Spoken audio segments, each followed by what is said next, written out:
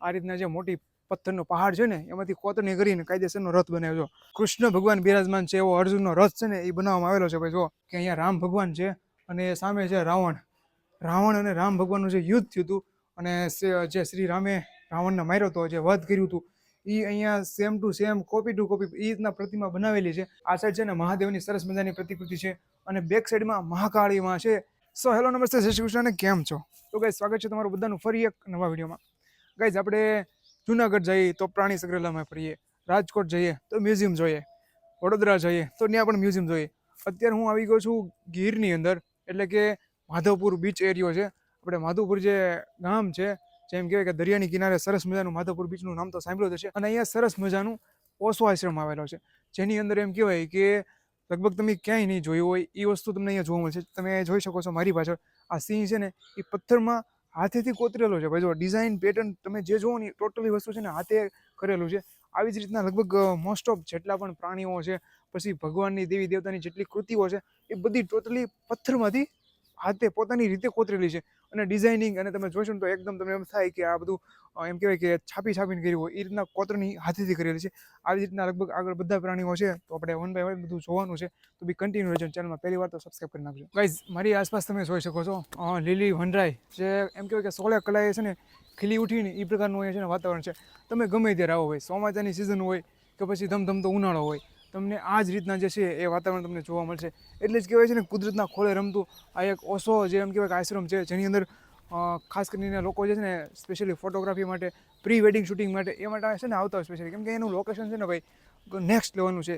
એક સાઈડથી ઝરણા બી વહે છે, ક્યાંક ક્યાંક ખાયું છે, ક્યાંક ક્યાંક મહાદેવની મૂર્તિઓ છે ભાઈ. અને ગાઈસ, અહીંયા તમે જોઈ શકો છો કે આ એક પથ્થર છે જેની બંને સાઈડ મૂર્તિઓ કંડારવામાં આવી છે. જો આ સાઈડ છે ને મહાદેવની સરસ મજાની પ્રતિકૃતિ છે અને બેક સાઈડમાં મહાકાળીમાં છે એ એમ કહ્યું કે સરસ મજાની એની મૂર્તિ બનાવેલી છે. અને આ જે પથ્થર તમે જોવો છો ને એક જ પથ્થરમાંથી આખી બે મૂર્તિઓ એક સાથે બનાવેલી જોઈ શકો છો તમે આ રીતે. ગાઈસ, ઓલી સાઈડ આપણે જોયું હતું કે સરસ મજાની જે મહાદેવ છે એને સરસ મજાની મૂર્તિમાં કોતરેલા હતા. અને અહીંયા તમે જોવો તો સરસ મજાના જે મહાકાળીમાં છે એનું સ્વરૂપ જબરદસ્ત રાક્ષસ છે. નીચે તમે જોવો રુદ્ર સ્વરૂપ છે, એ રીતના ભાઈ મૂર્તિ બનાવેલી છે. અને આ છે ને એક જ પથ્થરમાંથી છે. ઓલી સાઈડ મહાદેવ છે અને આ સાઈડ છે મહાકાળીમાં. ગાઈસ, આગળ આપણે સરસ મજાનો જે સિંહની પ્રતિકૃતિ જોઈને મસ્ત મજાની એ રીતના અહીંયા સરસ્વતી માની સરસ મજાની આમ જો તમે દિવાલની અંદર ભાઈ કૃતિ બનાવેલી છે. એ પણ બધી હેન્ડમેડ જ છે. જો તમે હાથે કોતરણ કરી અને બનાવેલી જો તમે એકદમ જબરદસ્ત અને વિશાળ છે. આખી દિવાલમાં જો ઉપરથી છેક નીચે સુધી છે. અને ગાઈસ, અહીંયા તમે આવો ને એટલે એક આ સરસ મજાનું એટલે હાઇલાઇટમાં છે. આ તમે જોઈ શકો છો આ મોટી ભેખ હતી, મોટો પથ્થર એમ કહો ને, પહાડ કહો તો બી હાલે. અને એમાંથી છે ને આ રીતના બેલાનું કટિંગ થાય. હવે એ બેલા જે છે ને એમાંથી મોટા પહાડમાંથી આ જે સરસ મજાની તમે જો તો કૃતિ બનાવેલી છે, જે આ પથ્થરની અંદર બનાવેલી છે. જો તમે આ રીતના એમાં પ્રતિકૃતિમાં કૃષ્ણ ભગવાનની છે, તથાગત બુદ્ધની છે, એવી ઘણી બધી છે ને કલાકૃતિ તમને છે ને જોવા મળશે. અને આ રીતના જોવો તમે આ પથ્થરમાંથી બધું આ વસ્તુ બધી બનાવીને ભાઈ બહુ જ એમ કહેવાય કે નેક્સ્ટ લેવલની વાત છે. હવે છે ને અત્યારના સમયમાં આ બધું કરવું ને એ બધું બહુ એમ કહેવાય ને કે અઘરું પડી જાય. જોઈ શકો છો આ રીતના છે બધું, એક જ પથ્થરમાંથી બધી વસ્તુ છે. ગાઈઝ, પેલા છે ને તમે અહીંયા જોવો આ તમને શું દેખાય છે?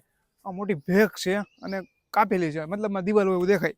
અને હવે એની બાજુમાં એક્ઝેક્ટ અહીંયા તમે જોવો શું દેખાય છે? કાયદેસરનો રથ દેખાય છે. જો તમે આ રીતના જે મોટી પથ્થરનો પહાડ છે ને એમાંથી કોતરણી કરીને કાયદેસરનો રથ બનાવ્યો. આ એનું ટાયર છે, પછી અહીંયા ડિઝાઇનિંગ કર્યું છે, પાટિયા મૂકવાના હોય એ વસ્તુ છે, પછી અહીંયા સરસ અંદર બેહવાનું છે, અને આ એની ફ્રેમ છે. જોઈ શકો છો કાયદેસરનો રથ છે ને એ બનાવેલો છે. એ પથ્થર મોટી પહાડની ભેખમાંથી બનાવેલો છે ભાઈ. ગાઈસ, હવે આપણે જે રથ જોયો એમાંથી ધીરે ધીરે રથમાંથી નીચે ઉતરી અને હવે જે એનું મેન હાઇલાઇટ છે કાળિયા ઠાકરની જે મૂર્તિ છે, જેમ કે પથ્થરમાંથી બનાવેલી છે ભાઈ. ખાંડના પથ્થર હોય ને આખા નાખા એમાંથી બનાવેલી, તમને આગળ બતાવું. ગાઈસ, તમે મારી પાછળનું ખાલી એક લોકેશન જુઓ, તમને અપ મેળે અંદાજ આવી જાય કે ભાઈ આ પ્રી વેડિંગ માટે કેટલું જબરદસ્ત લોકેશન છે. અને ખાસ આ જે જગ્યા છે ને એ ખાંડના મોટા મોટા પથ્થરમાંથી કોતરણી કરી અને બનાવવામાં આવી છે. અહીંયા સરસ મજાનું જે શ્રી કૃષ્ણ ભગવાન છે એની સરસ મજાની પ્રતિમા છે. જેમ કહેવાય કે આ જે આસપાસ જે ખાસ તમે જુઓ બધી સાઈડથી તમને એક જ ખાંડના પથ્થરમાંથી ટોટલી દાદરા સાઇઝ બનાવેલું છે. ઉપરથી તમે નીચે આવો એ રીતના દાદરા સાઇઝ બનાવેલું છે. પછી બીજી ઘણી બધી મૂર્તિઓ છે ને અહીંયા બનાવેલી છે, જે આગળ આપણે જઈને જોઈ. ગાઈસ, તમે મારી પાછળ ખાસ જોઈ શકો છો આ જે ખાંડનો મોટો પથ્થર છે એમાંથી જો સરસ મજાનો જેમ કહેવાય કે કૃષ્ણ ભગવાન બિરાજમાન છે એવો અર્જુનનો રથ છે ને એ બનાવવામાં આવેલો છે ભાઈ. જો આ રીતના અહીંયા તમે જુઓ તો સરસ મજાના હાથી છે, પછી અહીંયા તમે જુઓ તો ટાયર છે, આ બાજુ મોટા ટાયર છે, અને ઉપર તમે જુઓ તો સરસ મજાની ધજા થાય ને એ રીતના આખું પથ્થરમાંથી કોતરણી કરેલી છે. અને અંદર છે ને શ્રી કૃષ્ણ ભગવાન છે ને એ બિરાજમાન છે. ગાઈઝ, અહીંયા છે ને રથ ને એવું બધું મેં જોયું, પછી એની એક્ઝેક્ટ બાજુમાં મેં આ જોયું ને દિવાલમાં આ મોટી ખાંડનો પથ્થર છે ને એમાં જોયું ને તો આ કંઈક મને જોવા મળ્યું. હવે આ વસ્તુ શું છે ને એ મને નથી ખબર. તમને ખબર હોય ને તો કમેન્ટ કરજો. આ જો આ રીતના છે આમ, અને વચ્ચે અહીંયા કંઈક છે ગોળ ગોળ પડ્યું છે પથ્થર ટાઈપ, બોલ હોય એ રીતના પડ્યું છે ભાઈ. શું હોય ને જરાક કમેન્ટ કરજો. આપણને કંઈ ખબર છે નહીં, કારણ કે અહીંનો ઇતિહાસ કોઈ હોય લોકલ પબ્લિક તો એને ખબર હોય, તો જૂના ગઢિયા હોય એને ખબર હોય, બાકી આપણને એટલી બધી કંઈ ખબર છે નહીં. કઈ આગળ આપણે ઊભા હતા ને એ એમ કહેવાય કે તળાવ ટાઈપ હતું, જેની અંદર ચોમાસાની અંદર પાણી ભરેલું હોય, પછી શિયાળામાં બી પાણી ભરેલું હોય અને ઉનાળામાં સુકાઈ જાય. હવે તમે મારી પાસે એક્ઝેક્ટ જોઈ શકો છો કે ભગવાન શ્રી કૃષ્ણ બિરાજમાન છે. અને ખાસ જ્યારે ચોમાસામાં પાણી ભર્યું હોય ને ત્યારે લોકો અહીંયા હોળીમાં બેસી અને શ્રી કૃષ્ણ ભગવાનના દર્શન કરવા આવે છે. એ રીતના ચોમાસું અને શિયાળો એ બે સિઝનમાં છે ને પાણી ભરેલું હોય. અને પછી ઉનાળામાં તમે અહીંયા આવો એટલે એમ કહેવાય કે રોજના હજારો લોકો જે છે અહીંના જે પ્રી વેડિંગ માટે છે ને અહીંયા આવતા હોય છે, કારણ કે આ લોકેશન છે ને એક નંબર ગજબ છે. તો એક વખત જય શ્રી કૃષ્ણ કમેન્ટ કરી નાખો ગાઈઝ. અહીંયા સરસ મજાની કૃષ્ણ ભગવાનની આપણે દર્શન કર્યા અને પછી છે ને આ તમે જુઓ અહીંયા સરસ મજાનો પાણીનો કુંડ છે. આવા લગભગ અહીંયા આજુબાજુમાં કેટલાય કુંડ છે. અને અહીંયા સરસ મજાના આપણે કેમ શાંતિનિકેતનમાં બેસવા જાય એ રીતના અહીંયા આવી અને તમે બેસો એટલે શાંતિનો અનુભવ થાય. સરસ મજાની મજા આવે એવું કંઈક લોકેશન છે ભાઈ. ગાઈઝ અહીંયા તમે જુઓ સરસ મજાનું અહીંયા રસ્તો જાય, અહીંયા રસ્તો જાય અને આમ રસ્તો જાય. આવી રીતના 3 રીતના રસ્તા છે. અને અહીંયા સરસ મજાની મોટો પથ્થર છે, જે ખાંડનો પથ્થર હોય એ રીતના. અને અહીંયા તમે જુઓ તો મહાદેવની જે સરસ મજાની પ્રતિમા છે ને કંડારોમાં આવી જાય પથ્થરની અંદર. જો આ એક આંખ અહીંયા 3 આંખ આ રીતના, પછી નાકનો શેપ, પછી મોઢું આ રીતના. જો સરસ મજાનું છે ને આ બધું પથ્થરમાંથી છે. જો પથ્થરની જે ખાંડ મોટો હોય ને પથ્થર ભાઈ, એમાંથી બધું કોતરેલું છે.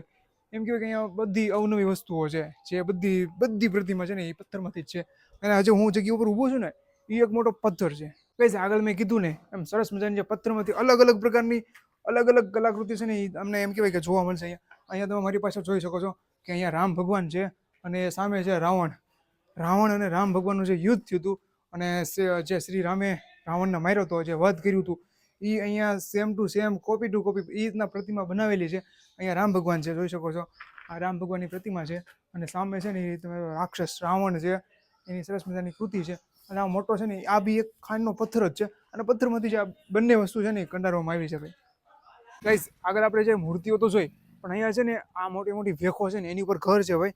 અને એમાં માણસો રહે છે. જો તમે ઉપર જો તમને દેખાતું છે ઘર, અહીંયા માણસો રહે છે. અને હવે ક્યાં રહે છે અને કઈ રીતના અહીંયાથી જાય છે ને એનો રસ્તો તમને બતાવો. આવો આમ અંદર બી જવું છે ને તમારે. ગાઈસ જોવો તો ખરા આ રીતના મોટો પથ્થર છે ને ભાઈ કંડોળ. અરે આ જોવો તો ખરી, આમ જોવો ખાલી આ રસ્તો તો જો ભાઈ.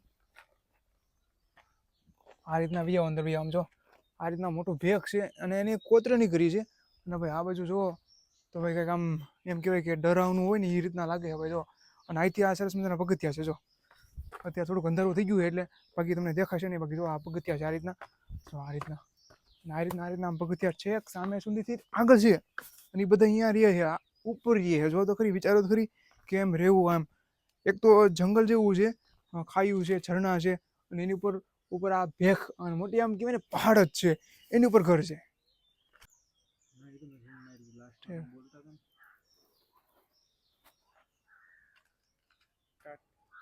ગાઈઝ આગળ સરસ મજાની પ્રતિમાઓ જોઈ.